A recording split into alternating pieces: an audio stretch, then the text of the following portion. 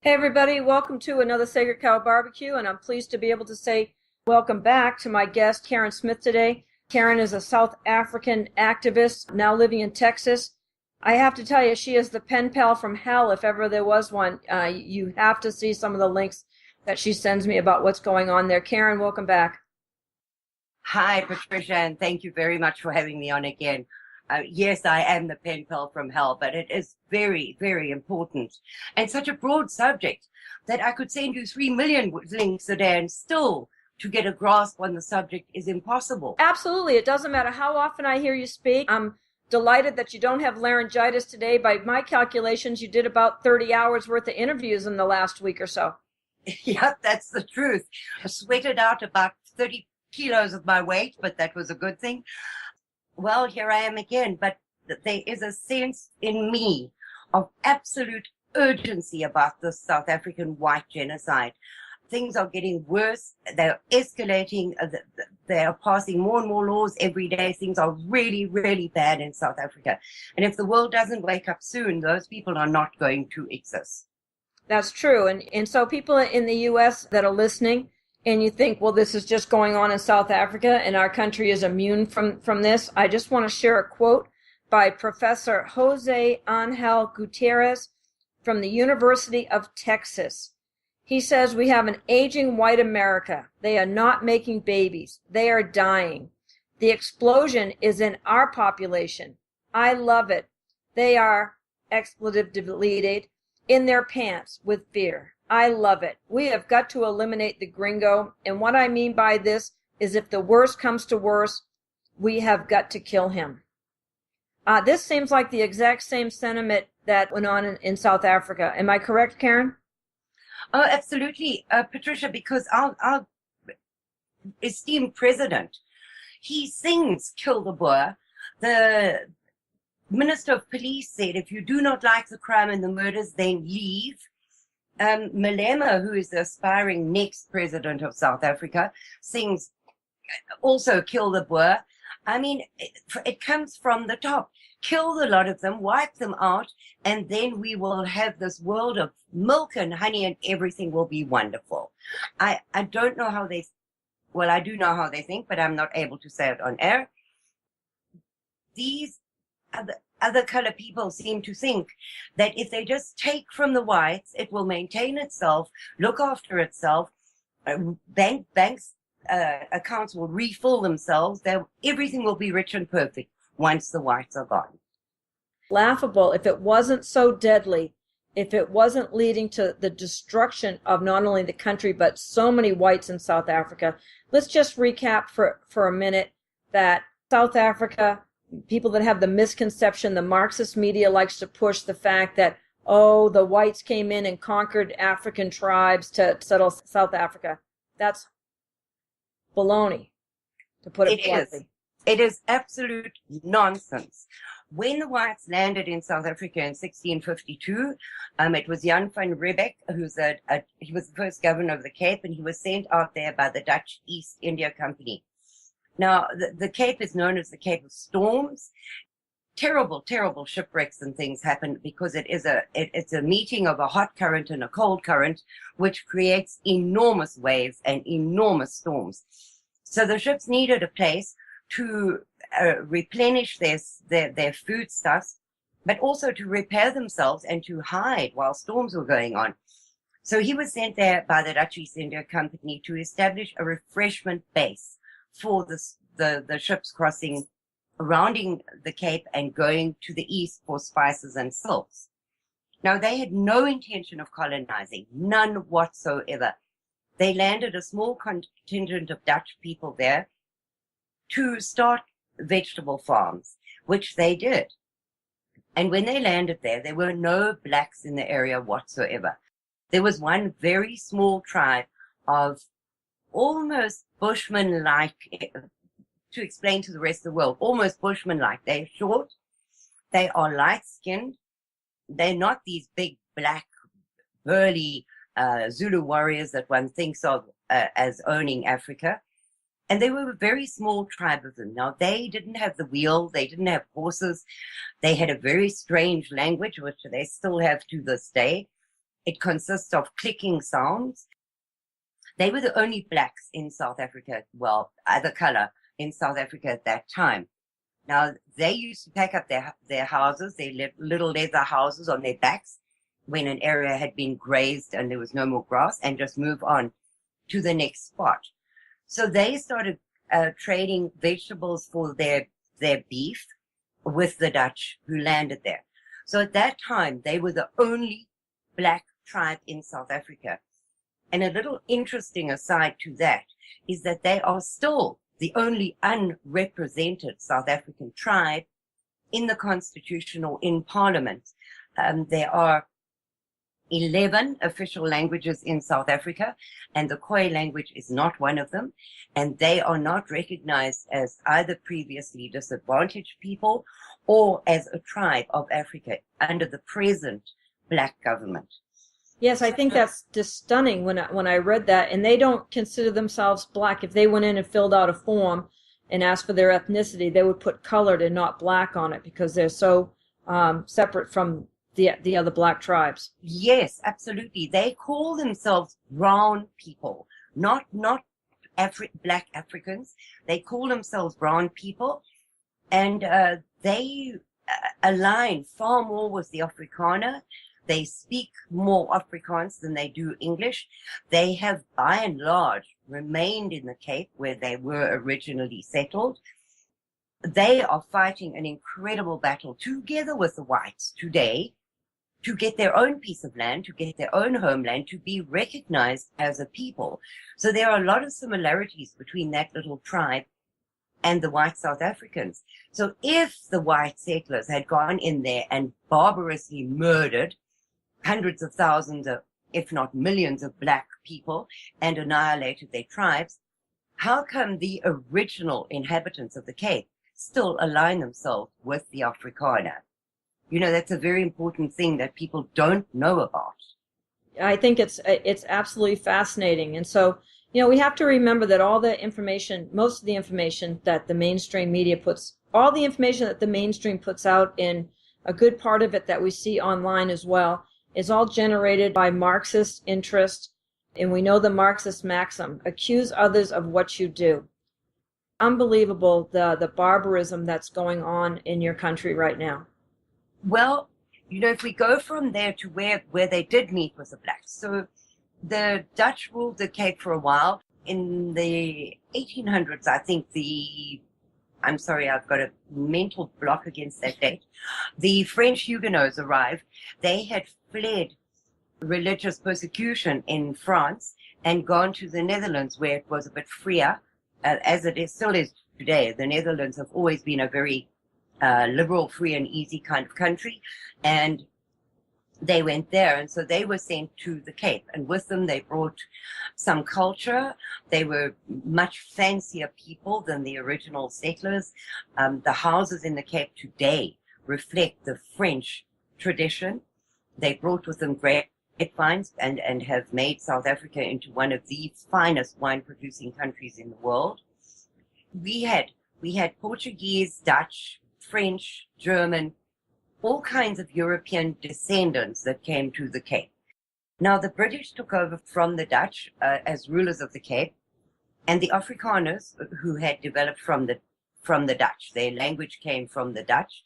The Afrikaans language was developed in order to communicate with the local Khoi, because they spoke this click language and didn't understand the Afrikaners. The Afrikaners couldn't speak the click language. It's almost impossible for a Westerner to get their mouth around those sounds.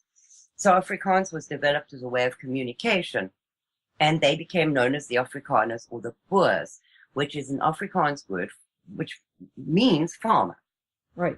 And they were fed up with the British rule, because they felt that the British sided more with Britain and with the local black population if it came to a dispute about cattle theft, etc., than with the Dutch. They also didn't like their loose form of Christian religion, because the Afrikaner is Dutch Reformed Church, which is a very, very strict church, and they just didn't like paying taxes to Britain. So they decided that they were going to trek inland and look for uninhabited land where they could settle and farm without the British influence.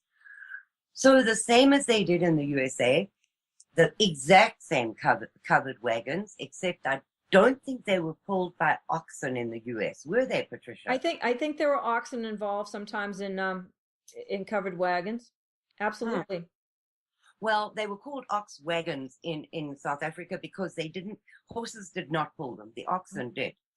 And they were exact same covered wagons.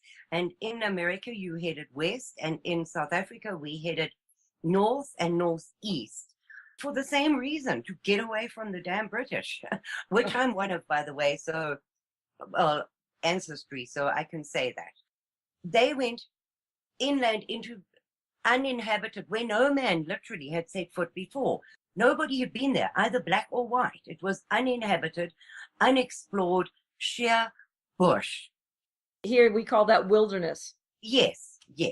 But in that part of South Africa, there were very few forest regions because South Africa has got a natural divide between the subtropical areas in the north and the more arid, dry, kind of savanna, I think you would call it, regions in the south.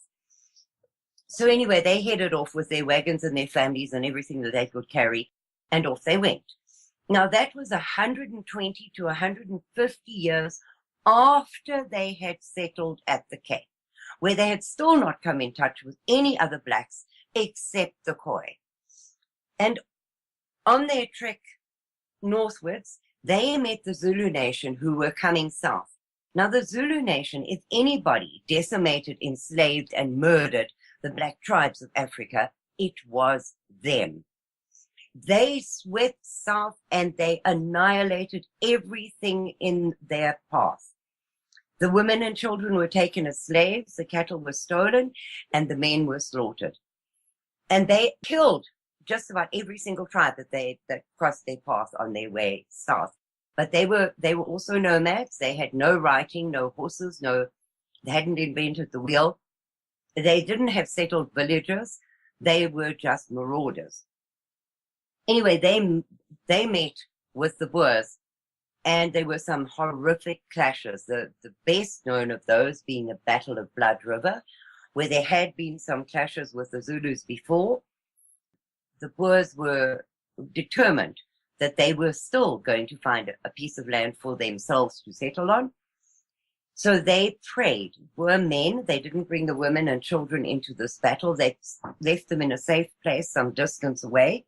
They picked their spot on the edges of a river, and they prayed fervently for 7 days and 7 nights. They prayed to God that God would please give them the win of this battle against the Zulus. And if he did, they would commemorate that day in perpetuity, the day of the vow. So after 7 days, they formed a circle with their wagons, and they put thorn bushes between the spokes of the wheels, and they fought off this incoming horde. It is estimated between 15 and 20,000 of the top Zulu warriors were sent by their king against this tiny contingent of about 500, just a little over 500 white men. Well, the battle raged for a day and a night, and eventually the Zulus withdrew, and behind them they left mounds of dead black bodies. White preacher counted as far as he could, and there were 3,500 that he counted, but that was not all the Zulu bodies. But the miracle of that is there were 3 white people lightly wounded, and not one single death amongst the whites. That is an amazing story, Karen. I've heard it before, and it always amazes me. And you have to chalk it up to the power of prayer. I mean, you really have to give the Almighty credit for that. Well, what the blacks in later years, some of the Zulu warriors who had been involved in that battle spoke to the white Boers, and they said during that battle, they saw white men on white horses coming over the hills, waving big knives, which I assume were swords. Now, there were no reinforcements to these 500 beleaguered Boers. So it was angels surrounding them. They also said that there were big, white, winged objects in the sky during the entire time of that battle over this little encampment of Boers. So although the white people have never claimed that they saw that, the Zulus themselves said that that was part of what scared them so hugely during that battle. Now that battle has gone down in history because it has never been repeated, and nothing like that has ever happened in the history of mankind before or since. So that was one of the major things, battles between the whites and the blacks. Now the Boers decided that they did not want to fight every inch of the way, killing them off, because there were not that many replacements for them. They would rather have a truce with the Zulu king. So they went to his encampment and they had talks with him, and they said to him, look, we are not going to kill you, and we are not going to fight with you. It is not our want. We do not want to rule you. We just want a place where we can live. So the king eventually sold them an area of land, and he put his thumbprint on a document, which Piet Retief, who was the leader of that contingent of about 70 Boers, then took with him, put in a leather satchel, and after the festivities were over, these Boers went to sleep that night.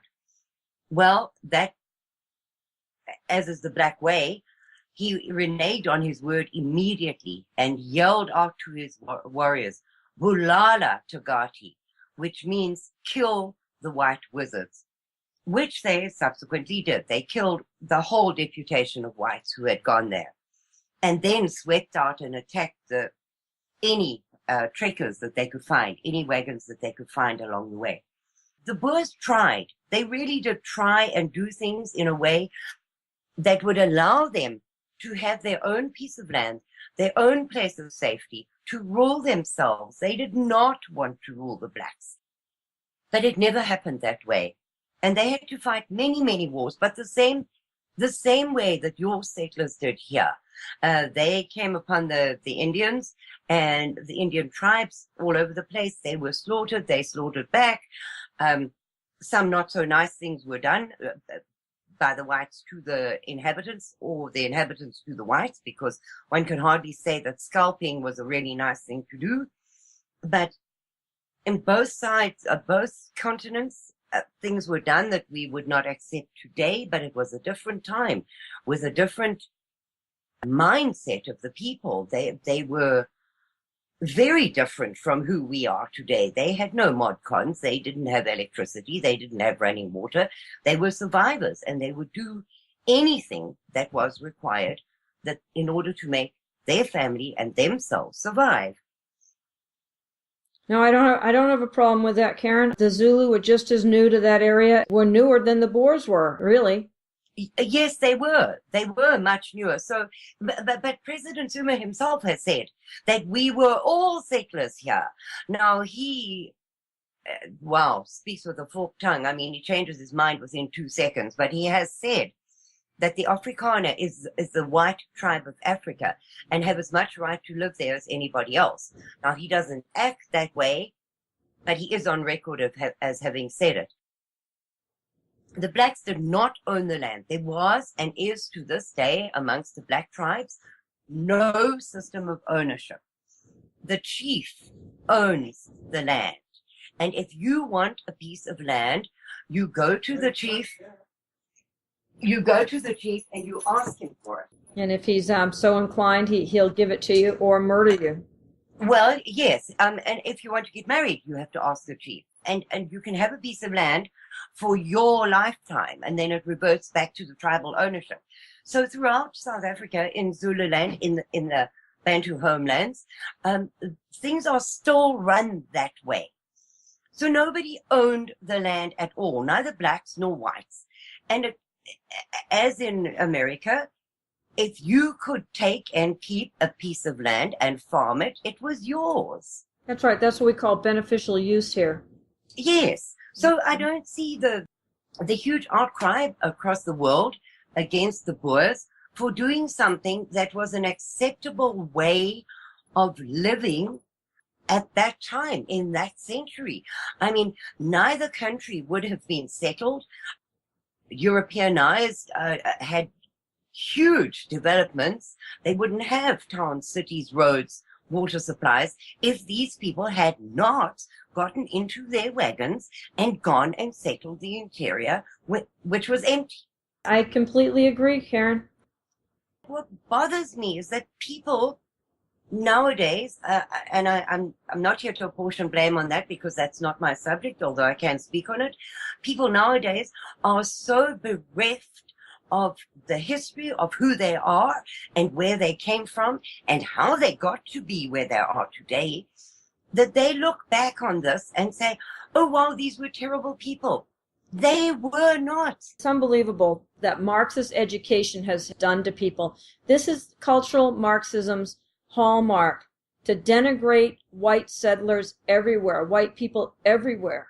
Yes, but these were pioneers who rightfully, until recently, have been heroes in their own countries and around the world. Well, they should Because, be. yes, they should. They took a wilderness and they turned it into something productive. And not just something productive. Oh, Patricia, South Africa. What it became under these intrepid Boers is something that should live in people's memories forever. Because out of that bushland, now, you have to understand that in the Cape area itself, there's a semi-arid desert called the Karoo. Now, the Karoo is not desert as we would think of it, with yellow sand and sand dunes and things like that, but it is the most harsh, hottest, terrible, awful place. Today, if you drive from Cape Town through the Karoo, you have to make sure you do it at night. Because when you enter the Karoo, it's like driving into an oven at 450 degrees. It is breath-searingly hot and arid. But these farmers took that land and bred a form of sheep called the merino. Now, the merino has got incredibly thick, curly, soft hair. It's the most incredible sheep. Sure, merino wool is known around the world. Yes. Sure. Yes, well, that was bred specifically for the Karoo conditions, where these sheep could live on the sparse and almost non-existent scrubland, because if it rains the half an inch a year in the Karoo, they are having floods, you know. So it really is. It is inhospitable, dry, hot, miserable place to live. But these farmers went and settled it and made it productive and created something out of nothing. So as they trekked further inland, some of them branched off and went a little bit east, and they found the incredible, after going over the Drakensberg. Now, the Drakensberg is a range of mountains that splits South Africa almost in half. It is the Dragon's Tooth, is the English name for it, and they are beautiful mountains to go and see the snow and to go skiing. But I think in a wagon where there are no roads and you have to cut your way with a machete, very, very difficult things to do. What they did was they dismantled the whole wagon, and they would climb the mountain and then throw leather thongs down and pull each piece of the wagon and each content of the wagon up the mountain and over the top, and then down the other side through this, because now they were hitting forests, through the forest, through the rivers, through the bushland, through everything, and then put them together and carry on going. So those people did not have exactly a cushy life, and they were incredibly creative in how they crossed the boundaries that were in their way. Anyway, on the other side of these mountains is the beautiful, lush, subtropical area of South Africa. Everything that grows in a Mediterranean climate grows there in abundance. Is this called Natal? Yes, that's Natal, and parts of the Free State, and bordered by Mozambique, because they have the warm Mozambique Mozambique Current, comes down on the eastern side of coast of South Africa. And of course, it brings the warm waters with it and all the good things that come with that. So they thought they had entered paradise after months, if not years, of trekking through arid, inhospitable country and over these incredible mountains. They had entered paradise. There was running rivers, there was greenery, there was lush grasslands, there was warmth. It was fabulous. So some of them settled in Natal, and some of them went more westwards and further south, and they settled, well, what was eventually the Transvaal, which means across the Vaal, because that's the name of the river. So they crossed the Vaal River and settled in the Transvaal. Now, rivers in South Africa are not like rivers in the United States. There is not a single river in South Africa that you could send ships up. Sail yachts and jet skis, yes, but ships, never. South Africa goes in cycles, 7 years drought and seven years wet. And when it's in a drought cycle, those rivers are just cracked earth. That they have no water in them at all. And then they flood their banks and create chaos when we're in a wet cycle. So it's not like you could like you have here or in the UK. You can sail up the Thames. You can't do that in South Africa, no matter what cycle the country is in. Shallow draft only. Okay, we got it. Yeah, absolutely. There is no way. Those rivers are never running long enough or deep enough to put a boat in, a ship. So they settled and they started farming. Now it was subsistence farming because you can imagine, as your pioneers had to do, you had to carve your piece of ground out of bush, and then you had to erect your log cabin at the same time planting and trying to feed yourself and have sheep and goats and cattle and etc. and raise families and all of it all at the same time because everything was urgent and important. So a hardy stock. Yeah. Very, very, very strong people.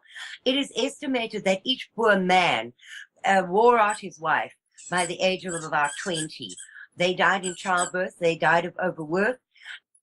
And a man would often have had 4 wives in his lifetime, generally all young women, because they didn't have a very long lifespan anyway. But it was estimated that a Boer would probably have 4 wives in his lifetime because the women died like flies. There was nobody to help them through childbirth. So, and their nearest neighbors were many weeks' trek in an ox wagon away. So they had to do it by themselves. And they had to do everything by themselves. I mean, there was no doctors, no towns, nobody to come to their rescue. So they were incredibly, incredibly hardy stock. And I admire them as much as I do the pioneers in America, because what they faced was something that none of us is equipped to face today. We'd be dead the first week. Absolutely. We could not do it. None of us has the knowledge, the physical strength, or the ability to deal with those circumstances. So those people were heroes and should be lauded as heroes forever because they turned the deepest, darkest Africa into a flourishing incredible breadbasket practically for the world. Anyway, the British then decided that they fancied Natal and they annexed Natal and started the same nonsense with the Boers, and the Boers didn't like it. So they climbed into their wagons and they trekked west and north. And so they formed 2 little republics called the Transvaal and the Free State, where they weren't huge cities. They were little trading posts and things like that because the Boers were far-flung farmers and they just used to go into these little places to trade. But they ruled themselves. They had their own ministers who were traveling ministers, and they had, whenever a minister came into your area, you had a thing called nagmaal. I don't know how that translates into English, where the whole all the farmers in the area would gather together in one place, and all the weddings, funerals, christenings, etc. would take place. You would have communion, and then the traveling preacher would go on his way to the next outpost. There were no really huge big settlements, but there were loose formations, agreements amongst the farmers to help each other. But the blacks were still attacking them, stealing the cattle. They were fending them off while they were still trying to set up their farms, etc. Then came the death knell for those Boer republics. In the Free State was found diamonds in Kimberley, and in the Transvaal was found gold. Now, the British, sitting nicely in Natal, were looking at this and originally thinking, oh, these little bands of Afrikaans people are no threat to us whatsoever. But they found untold riches in both of those places, which were, fortunately or unfortunately, both ruled by the Boers. So the British looked at this and started thinking that the Boers were now becoming a threat to them because they would have plenty of money. And money being the root of all evil, the Brits didn't like this. So they manufactured reason for the First World War. That sounds like something out of the Rothschilds and company would have put together. Yeah, well, it was from London, so sure. That tells you everything. And so during the Boers tried passive resistance for a while, but it wasn't working because the Brits were determined that they were going to annex these two little Boer states. So the First World War was not really a huge war. They didn't import soldiers from Britain or anything like that. They went in there very arrogant and very determined and very certain that they would take this with very little problem. Well, the Boers weren't having any of it because by that time they'd been settled for some long time. They had flourishing farms. They belonged there and they were not going to be chased again. They had climbed into their wagons once too often and they were not going to do it again. So they set up their commando system, which is, I would think, like your militia here, maybe. They fought off in a couple of skirmishes. They weren't even really big battles. They fought off the Boers, the Brits. And the Brits didn't take this very kindly, so they then brought in soldiers by the boatload from Britain and actually declared the Second World War. They declared war. And they went marching in their hundreds and hundreds and hundreds against these sparsely settled, ill-armed, poor as church mice Boers. Now the Boers, because they didn't I want people to kind of picture this. If you had to picture this, I would think it would be like the British attacking the Amish. Yes, very much so. Very spiritual, very, farm oriented, very close knit communities. That's what it would be like. Yes, exactly like that. That's a good picture. I had never thought of it like that. So they went in now with their huge army in their red jackets and the little drummer boy beating the drums in front of them and bugles blowing and columns of dust rising behind them. Now, the Boers did not have a government as such, so their army of commandos were not paid by the government. They were told, saddle up, bring enough food for 8 days, bring your own arms and ammunition, bring your sleeping roll, and come on, join the commandos and we'll fight together. Now, they didn't have a term of service. They were free to go home and visit their wife or go home and harvest the fields, because they didn't belong to anybody but themselves. That's what we refer to as leaderless resistance. Absolutely. Some great leaders did rise up from amongst them, but they were not appointed generals or colonels by a government as such, as the British had it.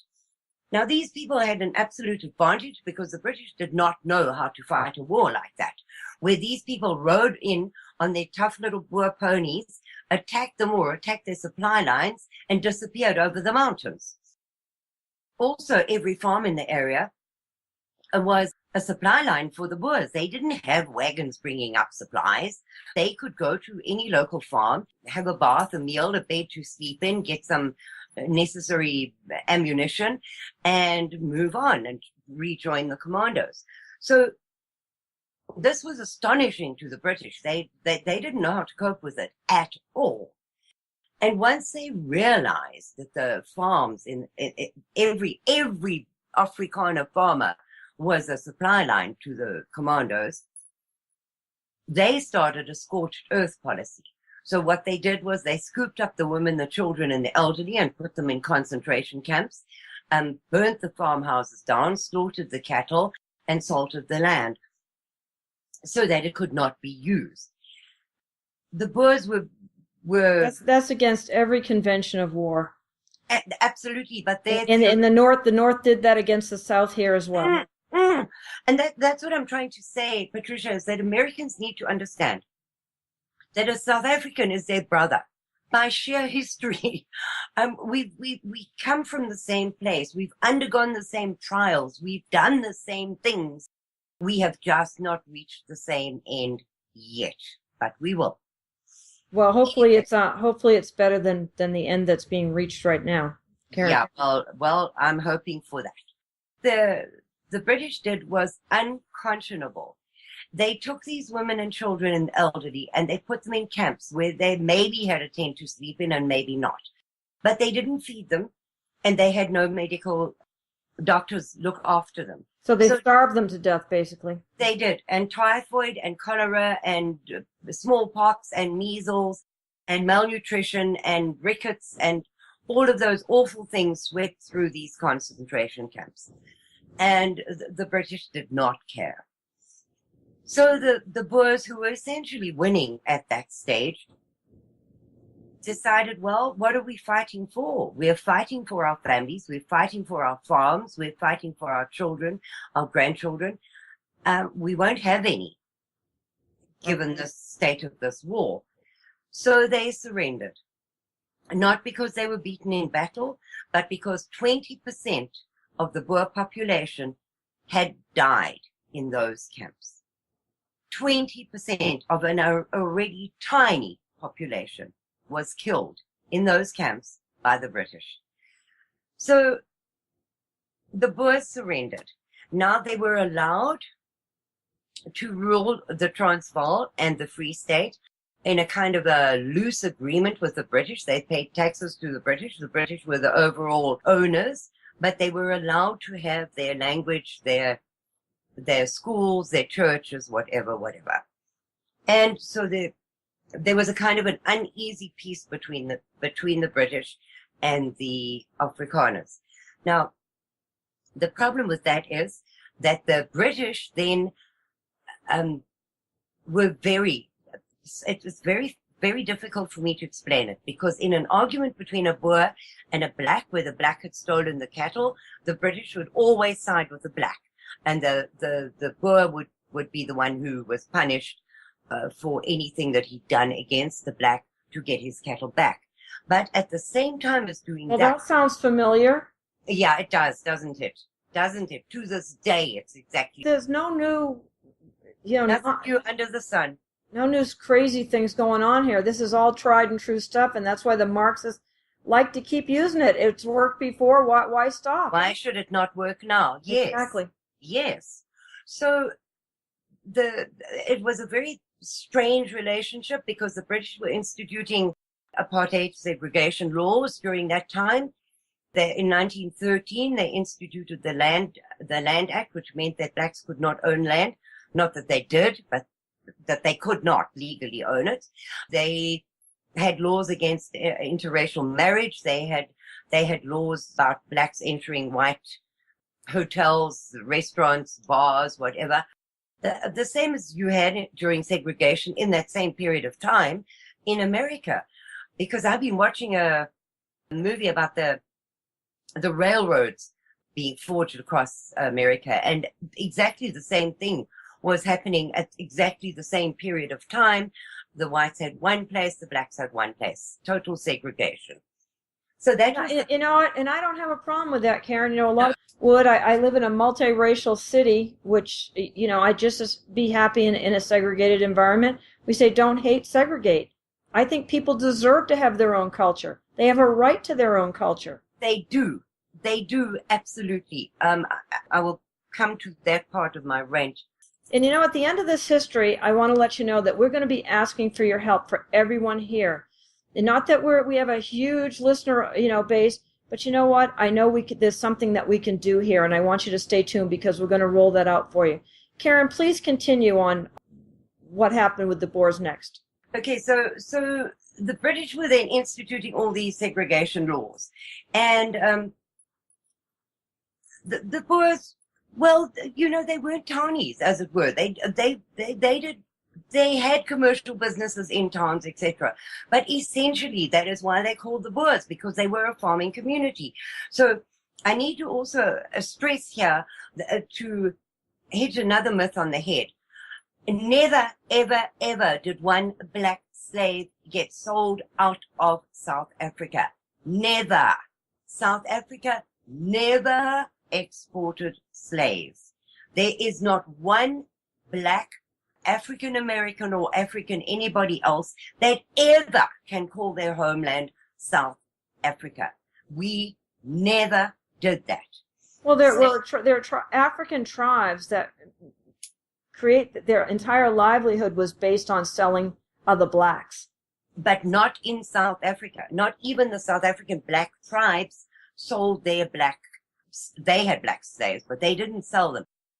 There was never a black that came out of South Africa. So people who want to go home to South Africa and kiss the airport tarmac as they land and say, I'm home, it's nonsense. Not one single one of your slave ancestors came from South Africa. You have to go further north to find your roots. They are not in Southern Africa.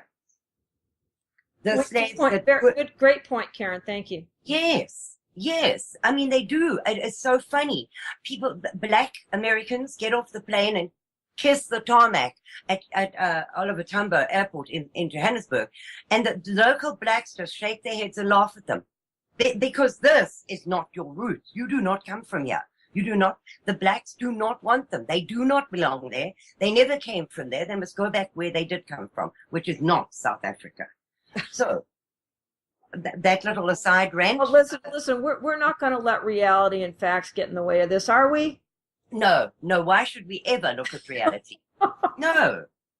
But it's just funny. It's funny because I saw a petition the other day on change.org where African Americans have now started a petition, which has been signed by 25,000, I think, that they be allowed to go back to Africa to their roots because they are so badly treated here. Well, wonderful. I think that's wonderful news.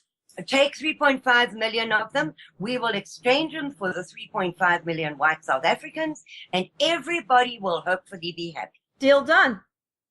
Works for me. Yeah, it works for me too, but I've never heard such nonsense as that petition. I mean, really? But really, if they really want to go back there where they are not wanted and were not needed, they should go back.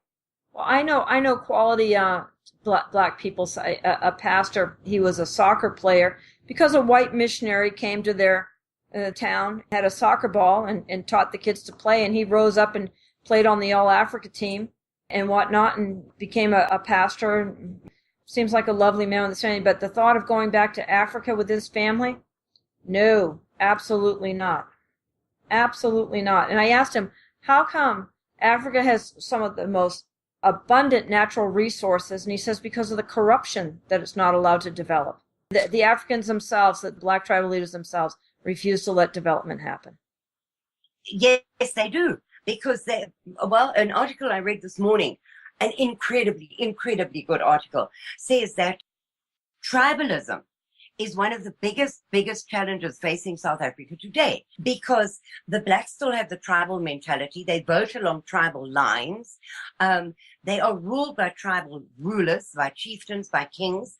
The South African taxpayer pays for these black leaders. So although they are living in the original homelands that were given to them by the South African government, for instance, the Zulus are still in Zululand with a Zulu king who gets paid by the South African taxpayer 183 something million a year and has recently demanded more. Now, each tribal chieftain has now said that he wants the same salary as the the kings and the politicians are getting.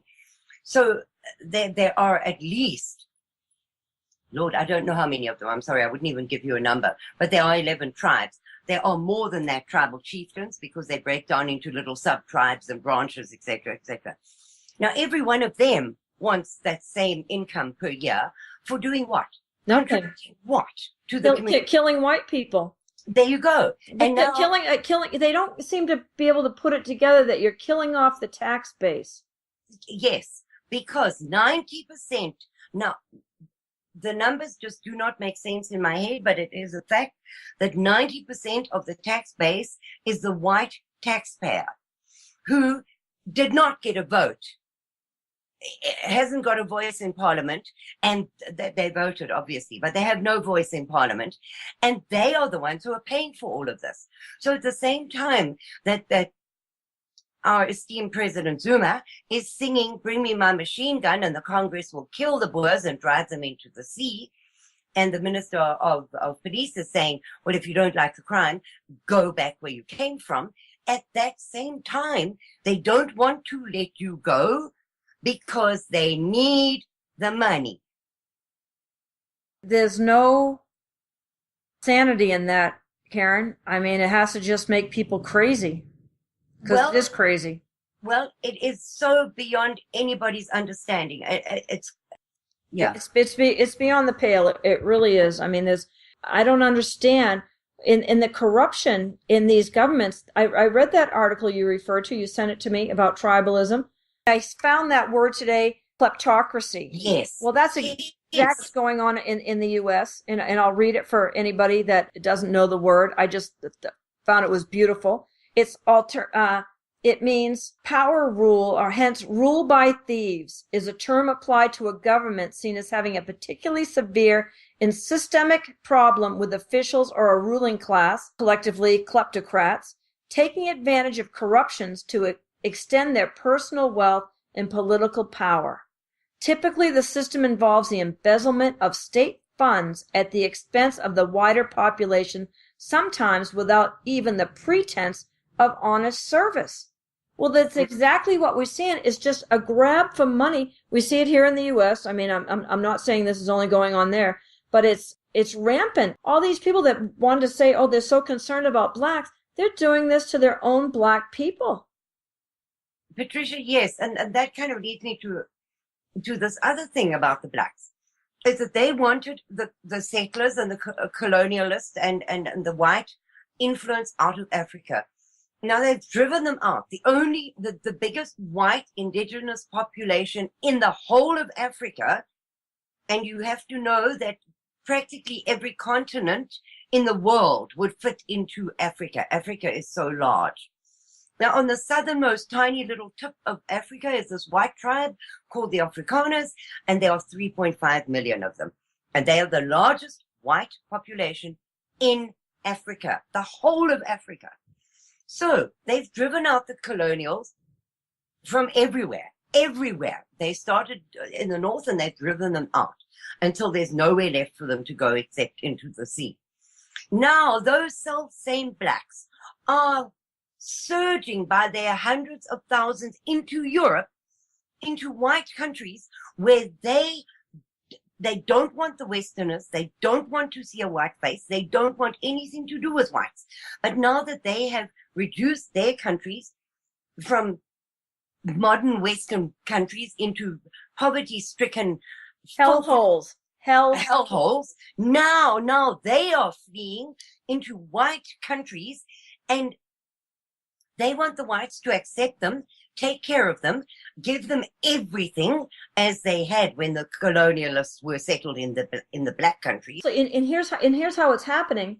I have a neighbor here. I think I maybe told you the story. I don't think I've said it on air.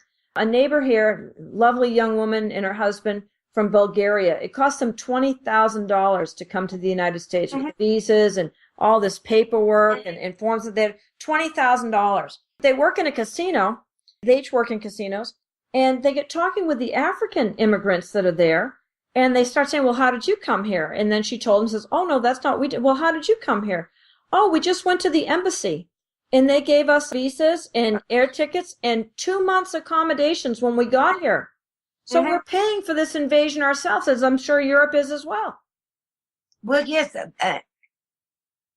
I'm sorry, but I cannot think I have a fairly good understanding of the African mentality because I've lived 50 years amongst them. Yes.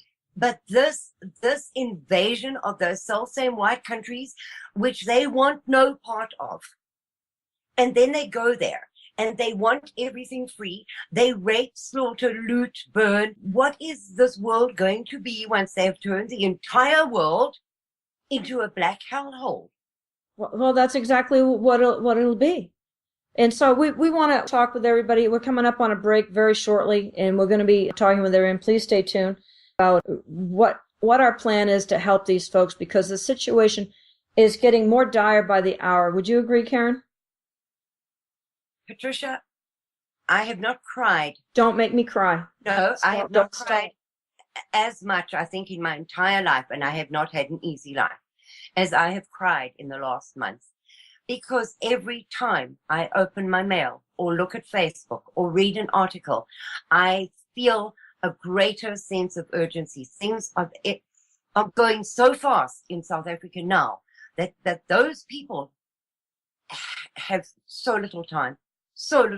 It frightens me. Yeah, I can't imagine the stress you live under because you're monitoring this every day and trying to raise funds. Listen, everyone, we want to send you, encourage you, but we want to do a bigger campaign than this. And so I just ask you, if you'll be part of helping Karen in South Africa, would you please send me an email so I can send you out the game plan? Send it to patriciacanhelp@gmail.com. We have a website you can look at. This is what we want you to share, but we want you to do it by email so we can send it out to as many people as possible. When I tell people what's going on, they are shocked. They haven't heard this because there's a complete and utter media blackout about it. So we'll be back after the break for more with Karen Smith. Karen, stand by. We'll be back with you soon. Welcome back to Sacred Cow Barbecue, everyone. I'm your host, Patricia Aiken. We spent a fascinating first hour with Karen Smith, and I guarantee you the second hour will be just as fascinating and unfortunately just as heartbreaking. I think what Karen's really pointed out here to us the last hour is the parallels between the settlers in South Africa and the settlers here in the U.S., what's going on in South Africa, and what is about to happen is starting to happen here in the U.S. And 20 years ago, nobody would have believed that South Africa would be in the condition it's in today. So I just want you to pay attention. This is very important that we all act and act now to stop this same thing from happening to our country and stem the tide and help rescue people from South Africa. The situation couldn't be any bleaker or more distressing. Karen, welcome back. Thank you so much. I don't know how you go through talking about this day in and day out. It absolutely breaks my heart. It is not good for either my health or my mental health, Patricia, but somebody has to do it. And I have not found one single other person willing to put in the spade work or to talk about it. So someone had to do it. So it kind of fell on me. And I never foresaw my life going this way. I came to the United States when I was 58 years old. Should have been entering sort of my grandmother period, as what they call the golden years. And I thought I was going to come to the States and see a new country and generally just take a deep breath of freedom, not be so scared, and enjoy my declining years. Well, it didn't work out that way. I've probably worked harder in the last 4 years than I've ever worked in my life for no money, with little or no help, kind of a voice crying in the wilderness. And only recently have I got some support systems in place, and it is easier, but it also becomes bigger. So as you say, I was on air an incredible amount of hours last week. I did 9 shows, which I never foresaw for myself. The preparation for the show is inundate yourself in pictures of the tortured bodies and slaughter and awful things. Talk to people who have got very, very sad stories to tell. It's like being a homicide detective, only worse. I mean, I think it's worse because you're looking at 20 a day instead of one that a homicide detective would have to go and investigate. So it really is a very sad thing, speaking to the South Africans and trying to convince them that the world outside of South Africa really does care and that they are not left on their own to be tortured to death is a very hard thing to do because they don't see the signs of it. Do they understand that there's a media blackout about this, that none of this is being reported to the outside world? They didn't know that because nobody was telling them that.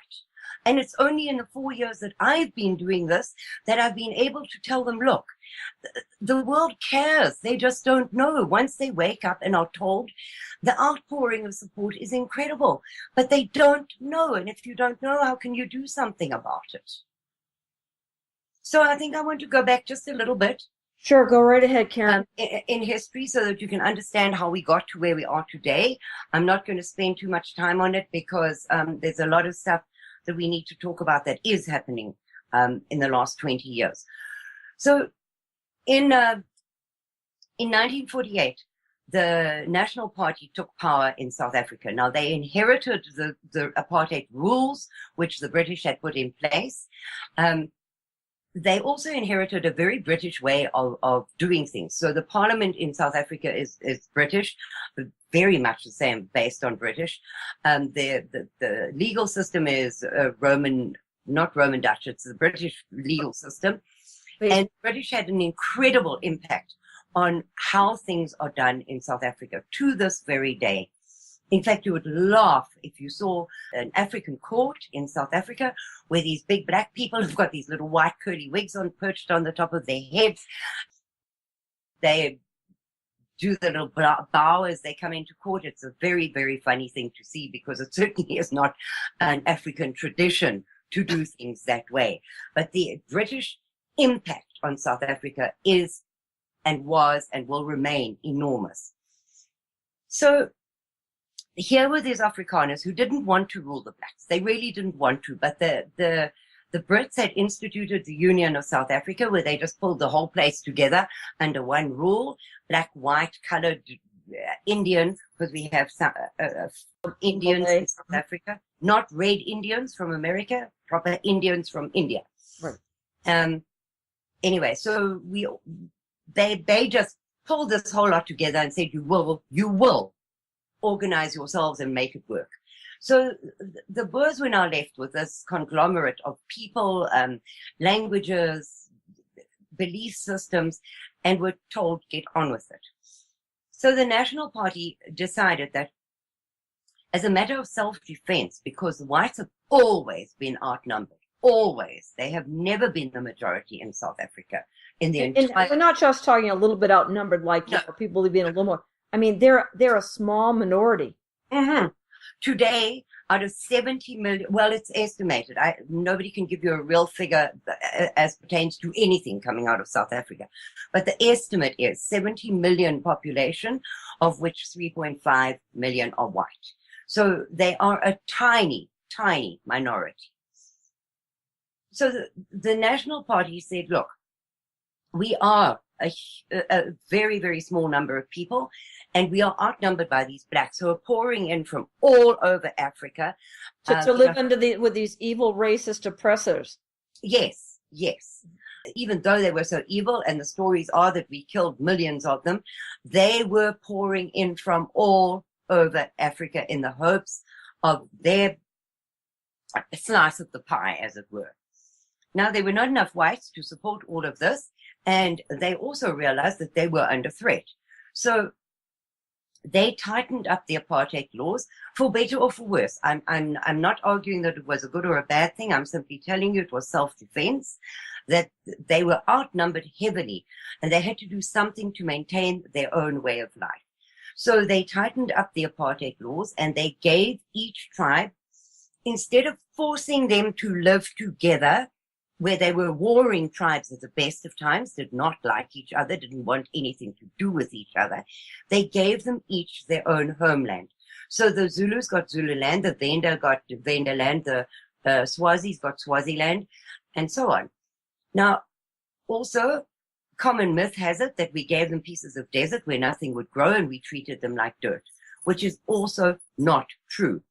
The Zulu kings to this day, as I've said before, they are still in Zululand, which is probably one of the most fertile areas of the entire South Africa. So if these Afrikaner government were so wicked and horrible in their ways, they would have kept the best land for themselves, but they did not. And each of these people were then able, these tribes were then able to rule themselves, stay separate from the others, but they were still allowed to come into the white areas to work and to have part of modernization. Now, the small white taxpayer base built hospitals, roads, schools, universities, airports, provided electricity, running water, sewage systems in all the black homelands. In all of them, the small white populace did that. So we were taxed to death. And this was happening, well, I know when I started work, I was horrified at how much money I earned and how little I actually took home, because my pay went to support the homelands. So that myth that we treated them so badly is also nonsense, because they got very good educations. A lot of the blacks today complain about it, got their degrees in universities in their homelands provided by the whites. For free.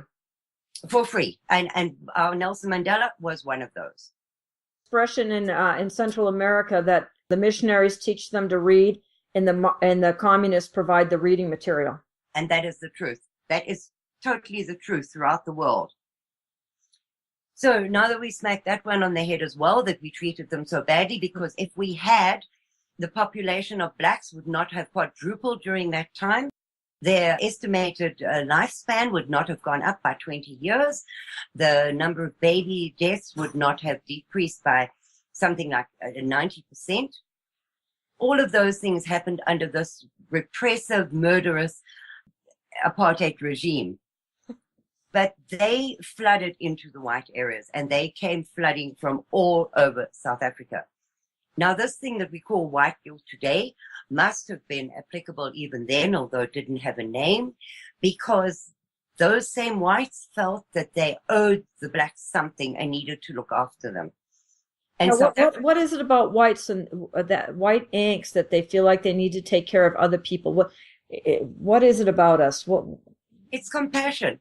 It is the sheer kindness and compassion and trying to uplift everybody. We do not want to create an equality where we're all at the lowest possible common denominator level. We want to lift people up to a better lifestyle, to a better level. And we still don't seem to have learned that will never work. But we tried. Things were not that bad for the blacks at all. However, in 1976, there were riots in Soweto. Now, Soweto is a black suburb, enormous sprawling black suburb on the outskirts of Johannesburg, which is one of the biggest cities in Africa. Because gold was found in the Transvaal, Johannesburg became the commercial center of South Africa, with the stock exchange and all the gold and mining companies based there. And it was a thriving hub of incredibleness. It had shopping, it had huge malls, it had boulevards, it had huge parks. It was beautiful. I mean, people came from all over Africa to shop in Johannesburg. On the outskirts was this Soweto, which some very, very nice houses were built there. It was a place for the blacks, but the sprawling population that was coming in from all over Africa had built shacks and turned parts of Soweto into shanty towns. Now, there were schools and universities there, and the blacks had to go home to their own place at night. Most of South Africa was white by night, and if you were picked up on the streets where you did not belong, you would go to jail.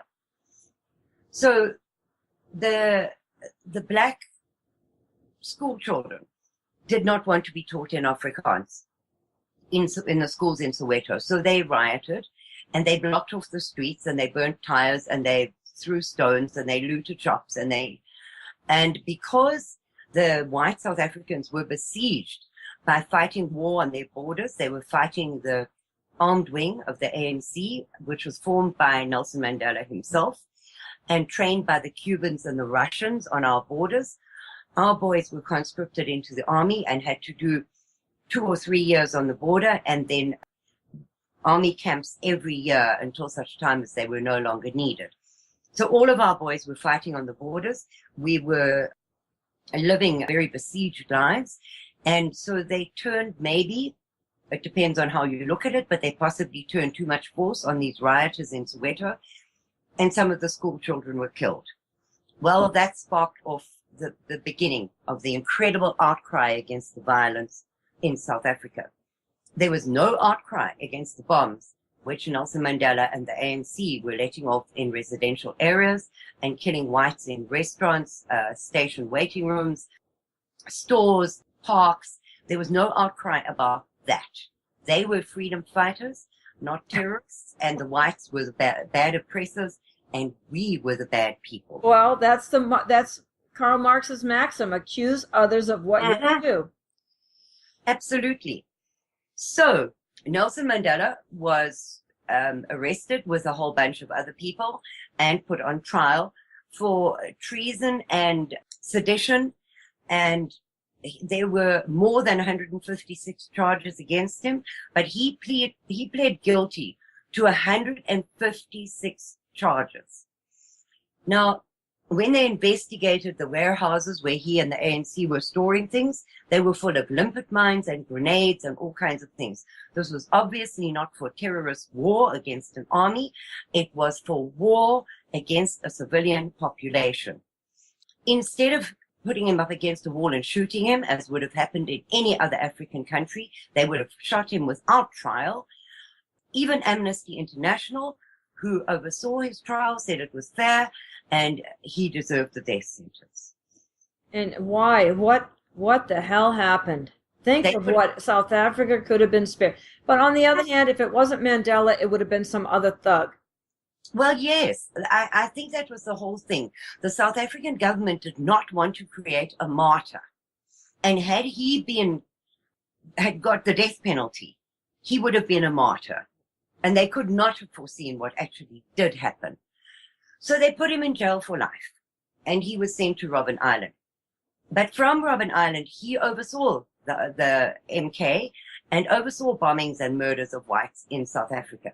Yeah, he was still running the show. Yes, he was. He was. And he wrote a book while in prison on Robben Island called How to Be a Good Communist. Anyway, so there he was in jail, and the South Africans besieged on all sides. But the world looked at this 1976 thing in Soweto and said, no. This is just not on at all. And they instituted sanctions against South Africa.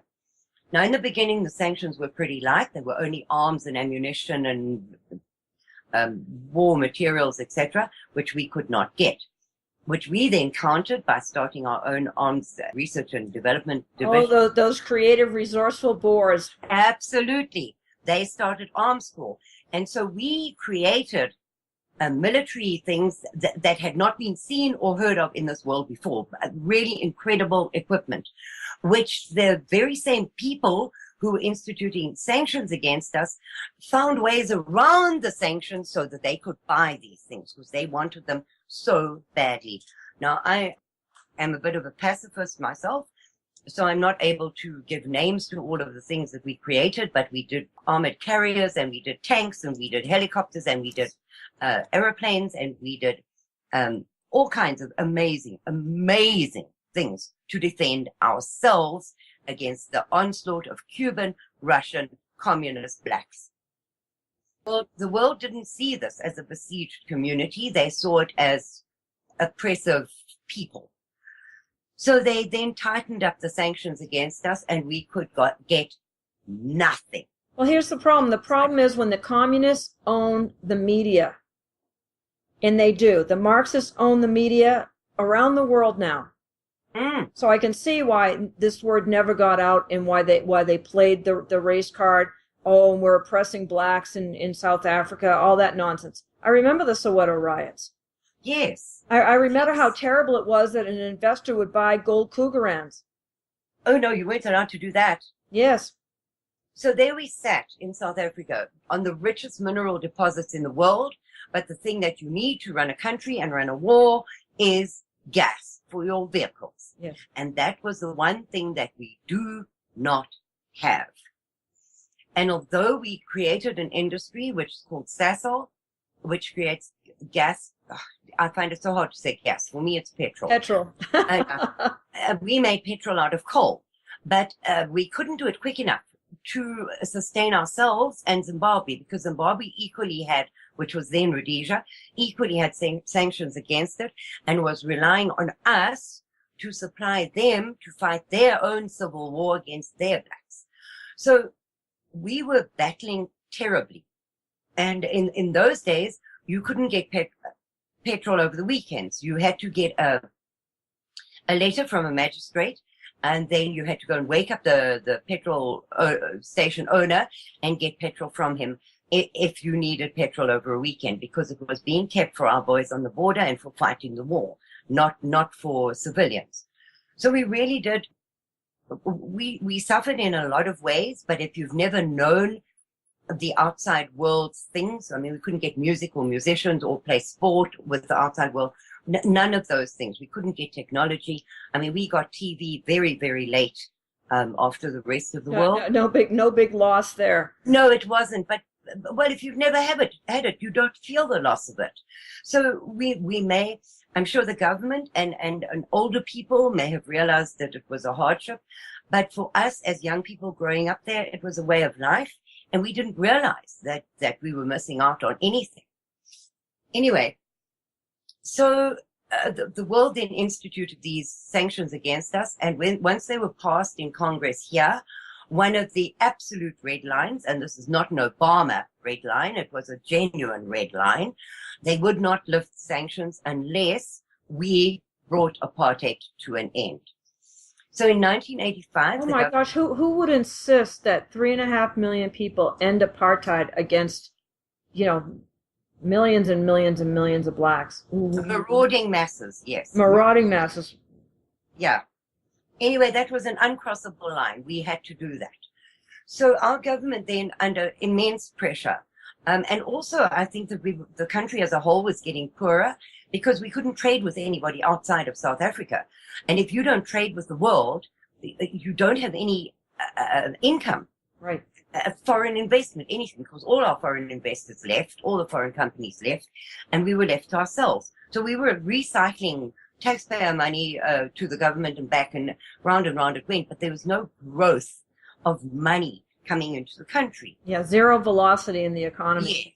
Yes. So I do believe that had a big impact on the government. In 1985, they went to Mandela and they said to him they would free him without any conditions.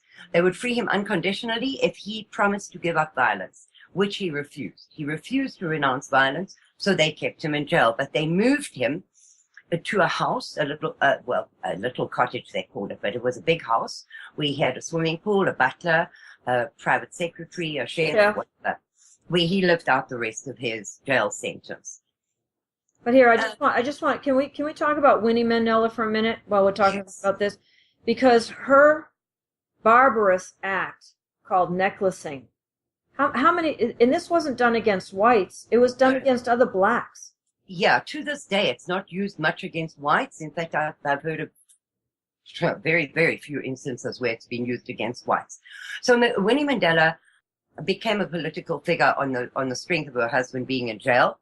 She was a very vocal person, and she didn't like one of her little political guys who worked for her. It was called some football club, and his name was called Stompie, and he did something that she did not like.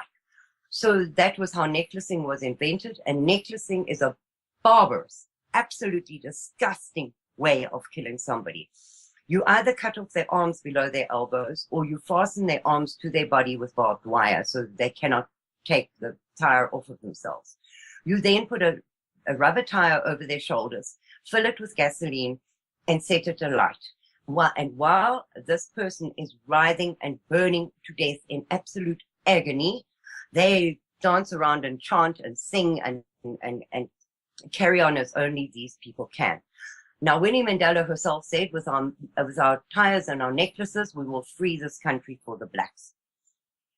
So this is the Mandela legacy that we were living with in South Africa at the time.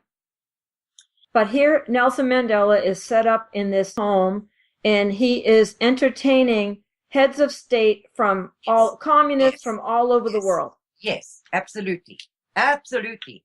A big statesman. And that's where his mythical peace icon began. Peace, my... Yeah, mine whatever. Too. Mine too.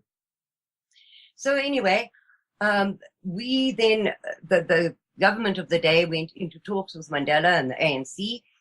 We're discussing power sharing and sharing power with the blacks in the country. And in 1992, a referendum was put to the white voters because blacks did not have the vote at that stage. And the question was whether we should continue negotiations with the ANC. The understanding was that there would be a tripartite government, black, white, and other colors, and the country would be ruled by them. So the whites turned out to vote in astronomical numbers. 85% of the voting public voted, and of that 85%, 67% voted yes, we should continue the discussions. Well, before we could blink, the discussions were over and the country was turned over to the ANC. Now, in the first couple of years, it was run by the NP and the ANC, but that didn't last past Mandela's reign. So this was a trick. This was fraud that was committed. Absolutely. There's no two ways about it. The question on that referendum was phrased in such a way that you couldn't actually say no. It's like, yeah, have you stopped beating your wife?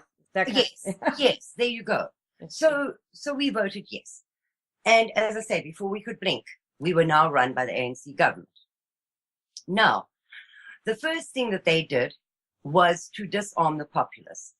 Because we had to have licensed firearms during the National Party rule, the ANC government took over the firearm registry and knew where you lived, who you were, what firearms you had. And they gave us X amount of time to go and hand them in. Well, so tyrants all agree that gun control works. Yeah, and that's what they're trying to do in the USA. Do not let it happen. Do not. And stop registering your firearm. Please, because what I'm going to tell you now is an absolute picture of what is going to happen here. Because registration leads to confiscation, leads to murder. So we handed in our firearms. And then we had a commando system, which was very much the same as during the Boer War. It was the farmers joined together in militia groups to defend the farmers because they are far-flung and very soft targets. Well, they just disbanded the commando system and promised that they would institute a special police force to look after the farmers.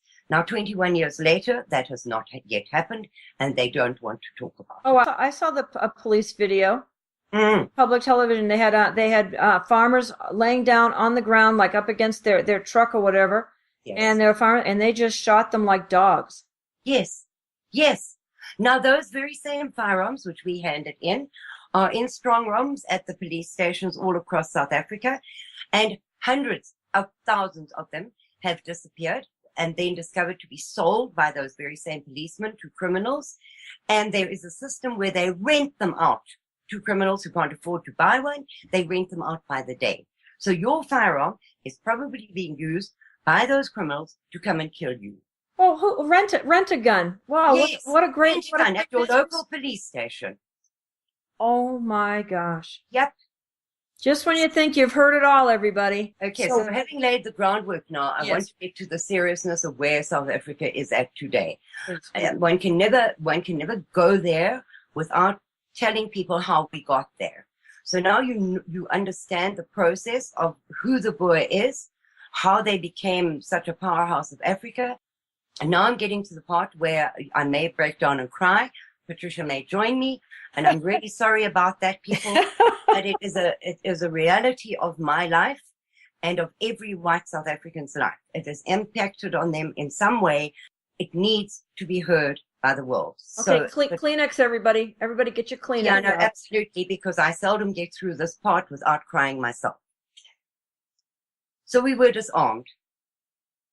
The ANC have been in power for 21 years. In that 21 years, we are able to document and verify, but there are probably a great number more, 70,000 and counting white murders in South Africa. Now, please do not hate me. I have to tell you this story.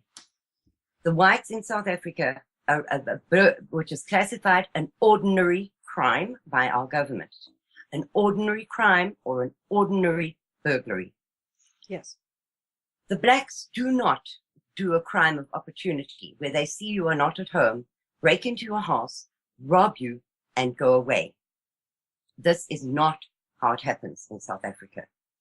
They wait deliberately until the family is home, or they will wait in your house until you come home. So they had the opportunity to burgle you and leave, but they don't. They wait until the family come home. They tie everybody up. They rape the mother and the daughters with broken bottles, with broomsticks, with anything that comes to hand, until your bodies are lying battered and bleeding on the floor, while the helpless head of the family, whose job it is to defend his family, is tied up and cannot help in any way. They pour oil down your throat and set it alight. They heat the stove and pour boiling water on you. They take your iron that you iron your clothes with, they heat it, and they put it on your feet, on your breasts, every part of your body. They can do this to a family for up to 3 or 4 days. They hold you hostage in your own home while they torture you. They have been known to take the children and drown them in boiling water, while the father helplessly, and I can't imagine the thoughts and the fears that must go through his head. And then, as an act of mercy, they may kill the father, but often they do not. They leave him alive, so that for the rest of his, tortured and injured, but for the rest of his days, he has to live with those memories. Now, in South Africa, as everywhere else, people say the numbers of the murders. For me, as a human being, the worst part of those stories are the survivors. Because if you survive the rape, you are 99% certain to have AIDS. Oh my God. So you are not only left with your insides hanging out and bleeding from every orifice, having been raped by these incredibly brave gangs who never do it in ones. They come in numbers from 3 to 10, and they attack you. Now, I know, because my daughter was mugged, I know the fear while she was on antiretrovirals for 6 months. The not knowing whether she had AIDS or not is a scar that both she and I will carry for the rest of our lives, because we didn't know whether her death sentence was signed or not. So these people do not just have to undergo those tortures. They then either have to live with it or live with AIDS. If you do not feel some heart-wrenching sympathy for these people, there is something very wrong with you as a human being. Now, they have killed. As I say, figures are impossible to come by because the government censors the media, so they are not allowed to report crime by color, and very seldom do they report the crime anyway. Death certificates are fudged. Where a person has been tortured to death, their death certificate says died of natural causes. So it's very hard to get figures out of that country. But if you go to a page called South Africano Genocide Museum, they have 650 pages, which you can print, of verifiable murders of whites in South Africa in the last 21 years. Karen, the pictures I see, you can even go to just Google images and write South Africa murders. I'm scarred for life just seeing some of these images. But, yes. Now, and the fact that the Sangomas, the witch doctors, tell them what the witch doctors say the cure for AIDS is.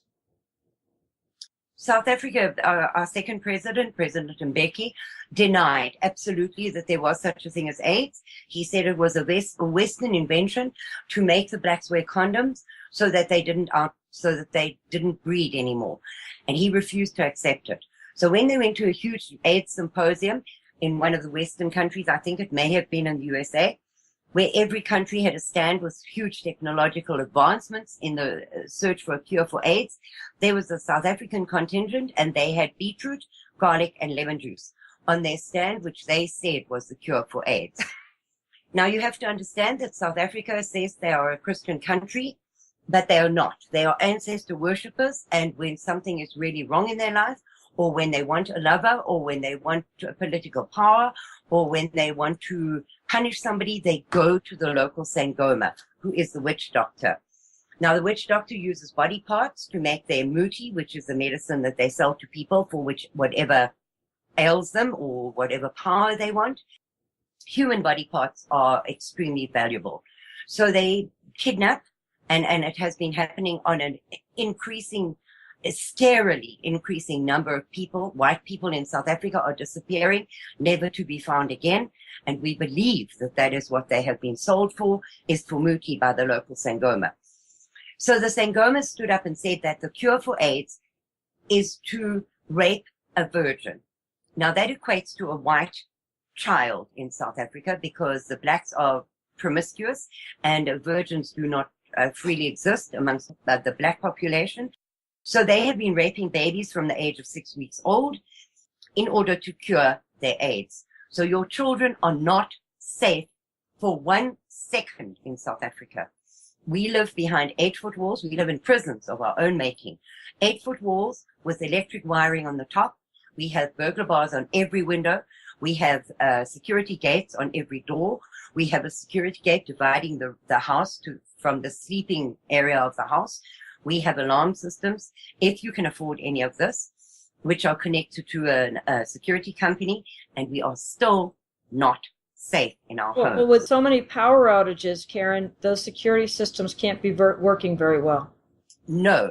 Now, this is one of the downfalls of South Africa, is that in the last 21 years, they have not built one more power station, and they have not maintained the ones that we have got. So with an increasing demand for power, because the black population is exploding and coming in from all over Africa, there just is not enough power to go around. So what they've been doing is they choose an area which is essentially a white area, because they're the only ones who have legal electricity and legally pay for it. And they tell you that for anything from 3 hours to 7 days, your electricity will be out. So you cannot run a business, and you have no security in your home. In South Africa, they run everything from their cell phones. So if you can't charge your battery because your electricity is out for 7 days, you are a sitting duck. But they also advertise in every newspaper that these are the areas where the electricity will be out and the length of time that it will be out. So it's a roadmap for criminals to come to your house knowing that you are totally undefended and your alarm system doesn't work, and they break in and do what I have just described to you. So the whites have got absolutely no future and no hope in South Africa. Now, the black government has told them that they must go back to wherever they came from, which for 400... But they came from South Africa. For 400 years, they have lived in South Africa.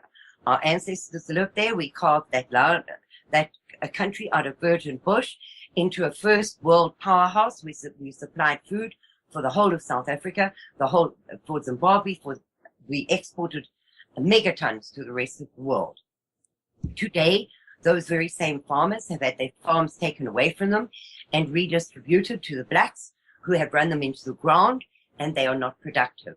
So where we once had something like 120,000 farmers, today we have maybe 30,000 who are under severe threat. Now, the blacks have decided that the redistribution of land is not going fast enough. So they recently, in fact, in this year, passed stricter laws where they can take the land, any land, not just farming land, from the whites and hand it over to the blacks. So that means your house, your business, anything can be handed over to blacks. But I see that we're a bit short of time, so I need to go into the squatter camps, which is very important. In a country where we are a very small minority, there are over 119 race-based laws which exclude the whites totally from the workplace. So you, in your business, have to have 90% black people in all levels of management. And if you don't, you will never get a government contract. And that applies to your suppliers as well.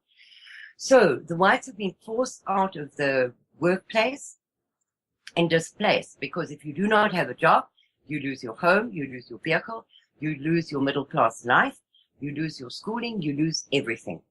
So these people who are the backbone and the taxpayer of the country have been forced. In the beginning, they were living on the side of the road under makeshift shelters because they did not know what else to do. And some white people have donated land where these whites can go and put up little shacks and stick together for strength in numbers. So at last count, there are 1 million white people out of 3.5 million people living in these informal settlements where they live in absolute squalor. I just want you to imagine that almost one third of the population of the U.S., white people in the U.S., are living in squatter camps. Just think what that would be like. 1/3 of the population of Texas living in squatter camps. Yes, and of these, 350,000 of them are children. So these children have got no access to running water, toilets, homes, schooling, charity, nothing. They have access to nothing, because although there are social services for the blacks in South Africa, they are not extended to the whites. The state of the hospitals in South Africa is unbelievably disgusting. The government hospitals do not have beds. They do not have running water. They do not have drugs. They do not have doctors. They have Cuban doctors who do not speak the language. The nurses abuse the white patients. A horrible, horrible thing happened last week. An Afrikaans man went in to have his appendix taken out. He was cut from breastbone to hip bone. They did not stitch him up, and they sent him home with this enormous, enormous wound open to the air. Now, he was lucky that he even got into a hospital, because some white women have given birth in the waiting rooms and some have given birth in the parking lots, because the blacks will not take care of the whites and the hospitals are run by the blacks. So if you go to a hospital, government hospital in South Africa, you have to take your own mattress, your own sheets, your own blankets, your own medicines, and often your mattress on the floor in the corridor, you will be forced to share with somebody else. So it's literally a death sentence to go to hospital. Now, these people who live in the squatter camps, they have no hope whatsoever, because you are not allowed by law to donate to anything other than 100% black charity in South Africa. So the handfuls of whites who are employed and are battling themselves because they know that they are one layoff away from being in that squatter camp themselves, are left to tend to the other 1 million whites who are left in these circumstances.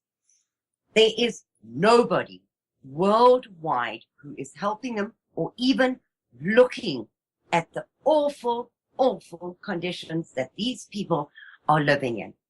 So we have undertaken to help them. Now, they can't do it on their own, and it is impossible to send much needed goods to South Africa. You cannot send food, blankets, clothes, because the postal service is an absolute disaster. They were on strike for 6 months. They burnt down the post offices. They threw the parcels and the mail from the international sorting facility into the street. If your mail gets to South Africa without being stolen, it then has to go through a taxing situation where the government decides what tax is due on what you sent there, and the poor charity on the other end that is broke and doesn't have any money then has to pay taxes that the government will decide on any donations. Yeah, it's a ransom. It's just basically a ransom game. It is. It's designed so that the whites cannot get any help. That is the design of that system. So these charities do not have salaries. They are not, even to register a charitable white organization in South Africa is an absolute nightmare. So to get a registration number is almost impossible. It is just made impossible to help white people. So although Americans would like to help, and although we were offered by Walmart to take their entire end of season clothes and send them to South Africa, it would have cost us tens of thousands of dollars to transport it there, and the charity on the other end, tens of thousands of rand in taxes, and then they would have had nowhere to store it. So the situation is made impossible to help white people. And the only way that I know of to help is to donate money.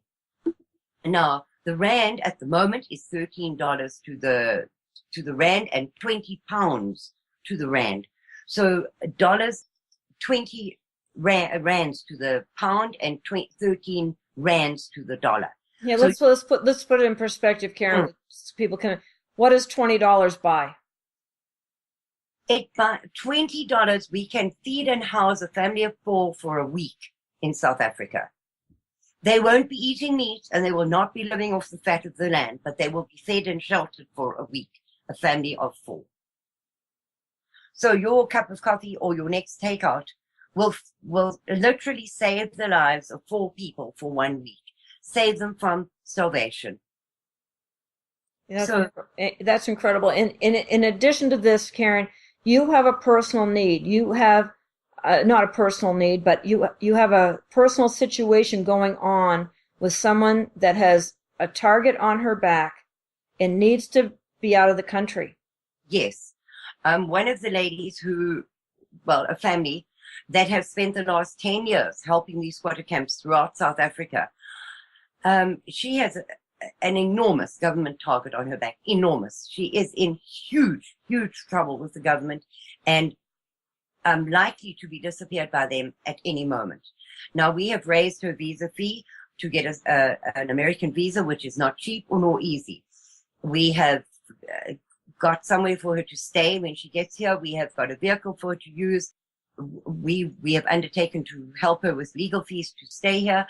And we have raised most of the airfare required for her and her husband to get out of the country. If we succeed in this, we will be doing it for more people. But at the same time, I have 5 South African families who have applied for asylum in the USA. But because they've applied for asylum, they do not have green cards, they cannot work, and they are also in dire straits. So I'm trying to raise money to help them to survive and to pay their legal fees so that they can at least have the slim chance of getting asylum in the United States. So I'm on a mission to save these people if I can. It is very important to me, and it is more important that we are successful the first time around, because then we can use that as a means to get people interested in helping more people from South Africa, because these people cannot leave. If you're worried about where you're going to sleep tonight and how you're going to eat and how you're going to send your children to school, you do not have the money or the time for visas and legal things, and you certainly don't have the airfare to leave that. No, it's a huge undertaking to try to with the American embassy, the hypocrisy there that they will send Black South Africans to the U.S. but will not send whites that are in danger. Just tell our listeners very quickly about a family that was working in the U.S. with a green card. There was a family who came to the U.S., a South African family who came to the USA on an HB1 visa, which is a work visa. Now, if you have that visa, that ties you to that employer who got you that visa, and if that job ends, then you have to go home. Now, this family was here. They had 4 American-born children. 4. Those are anchor babies. Yes, but they were born here and they are American citizens. So the boss that the man was working for died. And he tried to transfer his work visa to another company. Well, the U.S. government would not allow that to happen, and they deported this family back to South Africa. It is my extreme heartbreaking duty to say that within 6 weeks of getting back to South Africa, that entire family were murdered. So yeah. You need to know that South Africans who are in the United States cannot go back. We have to move heaven and earth to get them refugee or asylum status in this country so they are not under threat of deportation from the day that they arrive here. Please send me an email if you're listening today. patriciacanhelp@gmail.com, and we'd like you to take a look at a new website, White Genocide SA, whitegenocidesouthafrica.com, that Karen's daughter has helped us with. Just any donations there, but we would like to send you an email so we can start an email campaign that you can help us with, almost like a chain letter to go out and educate people about what's going on here and the hypocrisy within our own government and within the world government to let this happen, to brutally murder a population that's done nothing wrong. I mean, and why they hate us so much, I really don't understand. But please. I hear that Patricia is unable to speak. I warned you that the two of us will get to this stage, so I'm just going to take over for a minute while she pulls herself together, because it's really hard, people. It really is hard to see this happening to a nation of people, embattled race of people who have done nothing wrong except be born white. And it breaks my heart because I have family left there. My mother is there. I have two brothers there. My father was murdered by these awful people. My sister was raped. My brother was beaten half to death. I have a dog in this fight because my family are there. I have 13 nephews and nieces in that country who are unable to leave because nobody wants them. So please open your hearts and your pockets, no matter how small. A $5 donation will go a very long way, and rest absolutely assured that this is not going to make somebody rich. It is going to help my people who depend on people like you and me, because nobody else is willing or able to help them. We can change this, Karen. We really can. America raises enormous amounts of money. I mean, when Haiti, who killed all the white people, all the miscegenated people, we've done it there. Please send us emails. Go to whitegenocidesa.com.